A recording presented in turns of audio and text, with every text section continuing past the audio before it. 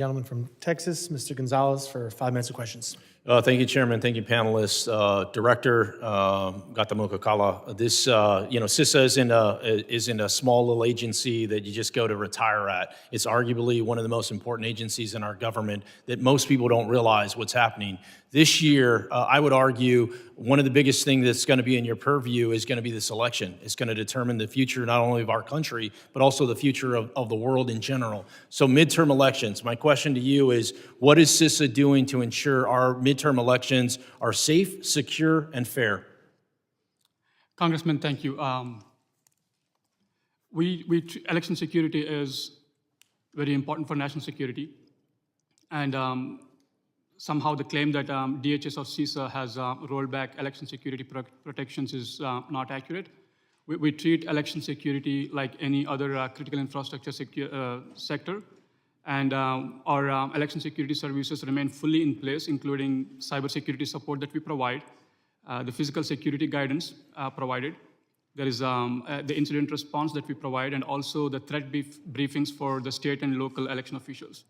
The election infrastructure owners and operators continue to receive the same level of support as other critical infrastructure entities. So what changed was the scope, not the security, sir. We ended activities that were outside its core mission, but not the election protections itself. And the election security is focused on the infrastructure by all means. What it means is we are exclusively focused on defending the election infrastructure from any cyber threats, any physical threats, and also any foreign adversaries that are out there. And as you may know, sir, foreign threats remain a core priority for us.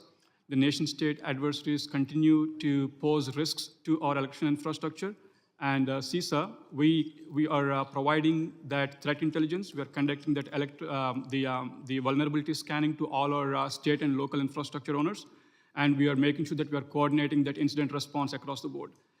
Election security remains integrated into CISA's broader cyber and physical security mission, sir.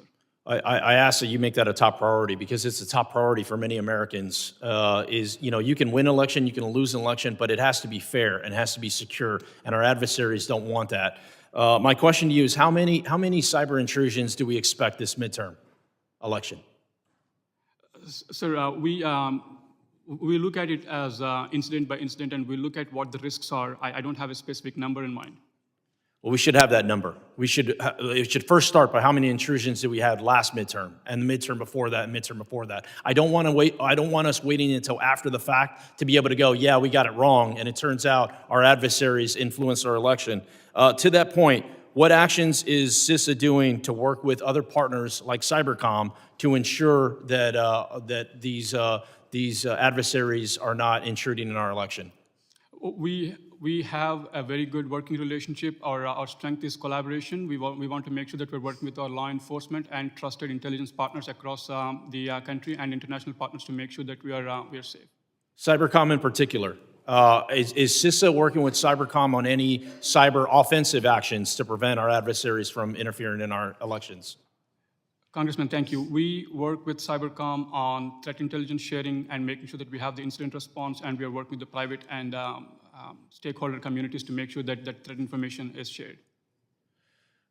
Okay.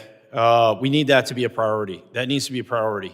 Between Cybercom and CISA, you two are the two organizations that are going to keep this nation and our world safe to ensure that these elections are fair and secure. To that point, what state or non-state actors are the most aggressive in interfering with our elections? Congressman, thank you. I think the threat actors continue, the foreign state adversaries, especially the People's Republic of China and Russia, seems to be the most aggressive nation-state actors. The strategic adversary is China. They are long-term, and they have patient campaigns focused on pre-positioning in our critical infrastructure for a strategic advantage. As you might have seen with Volt Typhoon and Salt Typhoon, they are both PRC state-sponsored campaign focused on pre-positioning themselves inside the U.S. critical infrastructure for potential disruption for a future crisis. Unlike the traditional espionage, these actors use living off the land techniques. Director, I have 10 seconds left. What I'd say is, you just said everything that everyone has ever come before this committee and said, the same actors over and over and over again. So it's no surprise that these actors are going to be involved. They were involved in the last election. They'll be involved in this election. They'll be involved in every election going forward. What I ask is, instead of the United States playing defense, it's long time we play offense and prevent these bad actors from influencing our elections. With that, Chairman, I yield back.